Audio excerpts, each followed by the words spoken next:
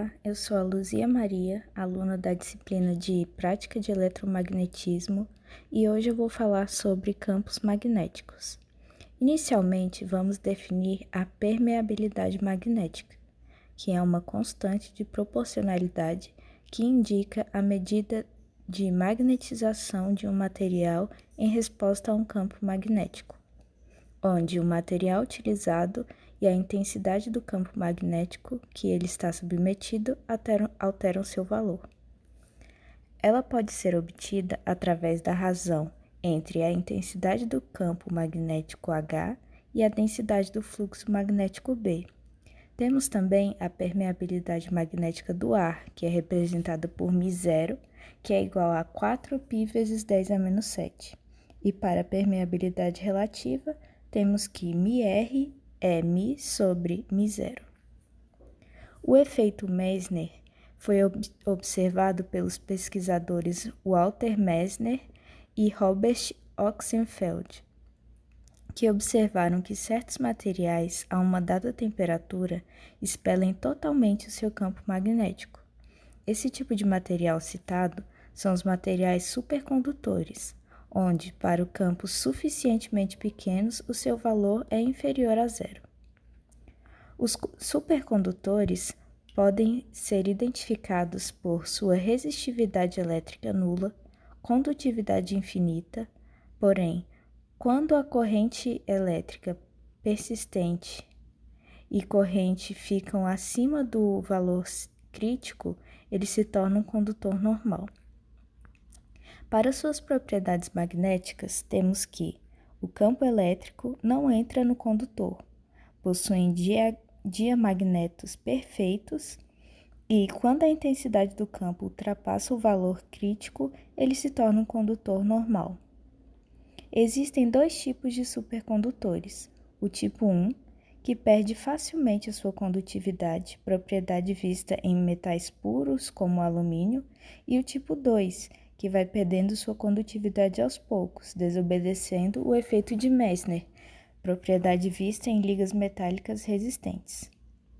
Como solicitado, alguns supercondutores que trabalham a temperaturas próximas a 273 Kelvin, ou seja, aproximadamente 0 graus Celsius, temos o ácido sulfúrico, que trabalha a 203 Kelvin, o sulfeto de hidrogênio, que trabalha também a 203 Kelvin, o grafite pirolítico, ou HOPG, que trabalha a 300 Kelvin, o hidreto de enxofre carbonáceo, que trabalha a 287 Kelvin, e, por fim, o estaneto, que trabalha a 373 Kelvin.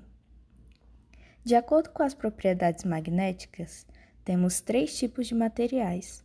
Os paramagnéticos têm momentos dipolares magnéticos orientados aleatoriamente, possuem alinhamento parcial e baixa força de atração. Possuem o mesmo sentido do campo magnético externo e a força vai da mais intensa para a menos intensa. Temos o vidro, o alumínio e a platina como exemplo de materiais paramagnéticos. Para os materiais diamagnéticos, o campo magnético possui baixa intensidade no sentido contrário do campo externo, assim como o momento dipolar, e quando o campo externo não for uniforme, a força passa da parte mais intensa para a menos intensa. Alguns exemplos desse tipo de material são o chumbo, o cobre e a prata. Os materiais ferromagnéticos possuem momentos dipolares magnéticos de átomos que se alinham. Tem atração intensa com o campo externo que pode se alinhar aos momentos magnéticos. Possui forte campo no mesmo sentido e podem ser feitos de ferro, níquel, cobalto, gadolínio e disprósio. Os ímãs permanentes são ímãs fabricados com materiais ferromagnéticos e possuem um campo magnético gerado pela estrutura interna do material. Suas propriedades químicas são que eles possuem os elétrons desemparelhados, são metais de transição e o spin dos suborbitais F se alinham e giram na mesma direção, gerando um campo magnético grande. Das propriedades elétricas, podemos dizer que eles geram corrente elétrica a partir do movimento, seguindo a lei de Faraday, o que pode ser utilizado para a criação de um gerador elétrico. Nas propriedades magnéticas, temos que eles atraem materiais ferromagnéticos e apontam sempre para o norte, e seu campo magnético não é dissipado. Iniciando agora as simulações, vamos primeiramente ver 4 tipos de ímã, como mostrado na imagem, e depois veremos um eletroímã. Utilizaremos o software ANSYS, com a opção do Maxwell ativada. Primeiramente, selecionaremos o modo 2D para criar o design. Selecionamos então o tipo de projeto, que é cilíndrico no eixo Z, magnetostático. Criamos um quadrado e definimos ele nas posições corretas e criamos um ângulo de 15 graus. Duplicando o retângulo criado, podemos obter um semicírculo de 30 graus. Então, duplicamos em torno do eixo com um ângulo de 30 graus 12 vezes. Fecharemos o círculo e então passaremos para o modo 2D novamente. Passando para o modo 2D, criamos então um quadrado em volta para ser nosso campo e alteramos a opacidade dele para vermos melhor o que vai acontecer. Selecionando os outros retângulos, que no caso agora são o círculo, adicionamos o neodímio como material, que eles serão compostos. Adicionamos então os eixos rotacionados que foram solicitados no trabalho, cada um específico para o seu movimento. Relacionamos então cada parte, cada retângulo com cada coordenada que adicionamos, cada coordenada correspondente, no caso. Selecionamos todas as bordas dos objetos e então selecionamos Balloon, a opção Balloon, para simetria. Analisamos a peça e validamos tudo. Utilizando a opção Field Overlays, podemos observar o fluxo de linhas, a magnitude e o vetor gerado por esse ímã.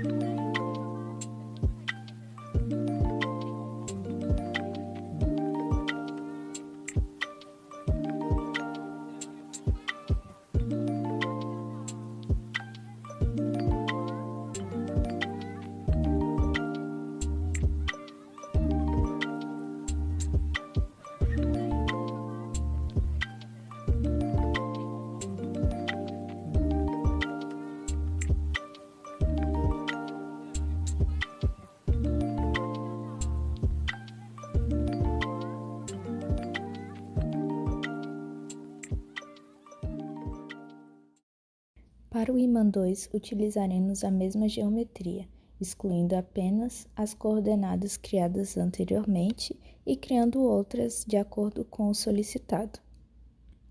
Lembrando sempre de associar as coordenadas aos retângulos criados e analisar tudo e validar, sempre para conferir se os resultados serão corretos.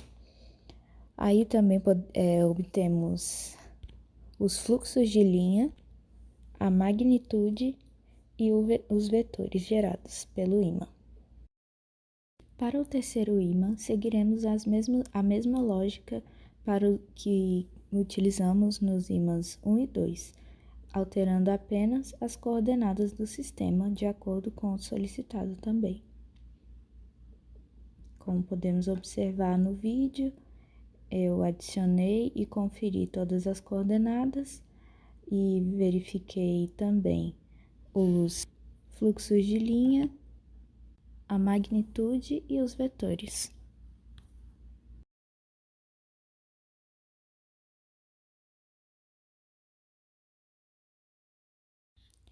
Bom, para o quarto ímã, nós iniciamos do zero, porque não dá para aproveitar nenhuma geometria. Então, inicialmente, eu criei 5 quadrados de mesmo tamanho, um ao lado do outro. Passei para a opção em 3D, ao longo do eixo Z, de 2 milímetros. Voltei para o 2D e criei um retângulo em volta.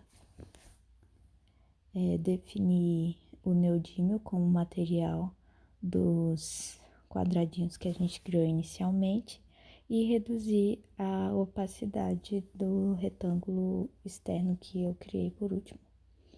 Aí eu defini as coordenadas do sistema de acordo com o solicitado e associei as coordenadas a cada quadradinho criado.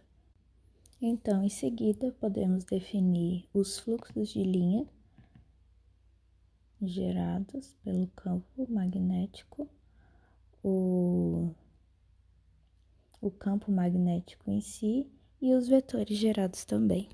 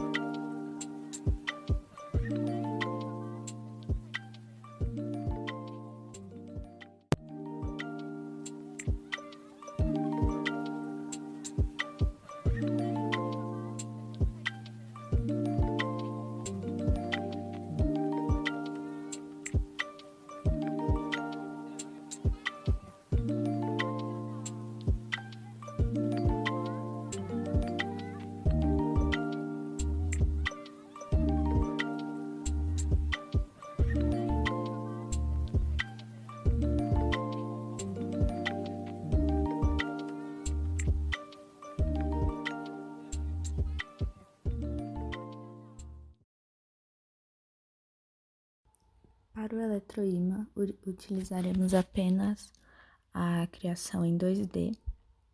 Então, inicialmente, vamos criar o quadrado, lembrando que eu faço parte do grupo A, então a minha medida de D é 20 milímetros. Após criar o retângulo externo, eu criei um retângulo interno para criar as bordas do meu eletroímã, utilizando a opção Subtract. Aí vamos criar também a parte central do eletroímã e em seguida vamos criar a bobina de cobre como solicitado. Também criamos o retângulo externo para definir a área de limite para o eletroímã. Então, alteramos as cores dos componentes para ficar melhor a visualização e também alterei a opacidade do retângulo externo. Para o primeiro eletroímã criado, o material utilizado foi o condutor perfeito e obtivemos a seguinte magnitude, os vetores e o fluxo de linha. Alteramos então o material e colocamos o alumínio e realizamos os mesmos procedimentos. Analisamos e validamos o eletroímã e geramos primeiramente a magnitude, depois os vetores e por fim geramos os fluxos de linha. Alterando novamente o material, utilizamos agora o magnésio. Analisamos e validamos. Primeiro, selecionamos a magnitude, depois o vetor e por último o fluxo de linhas novamente. O próximo material utilizado foi a prata, então poderemos obter a magnitude, o vetor e o fluxo das linhas novamente. Por fim, realizei o mesmo processo com o material ferro e podemos ver o campo magnético, os vetores e os fluxos de linha gerados também.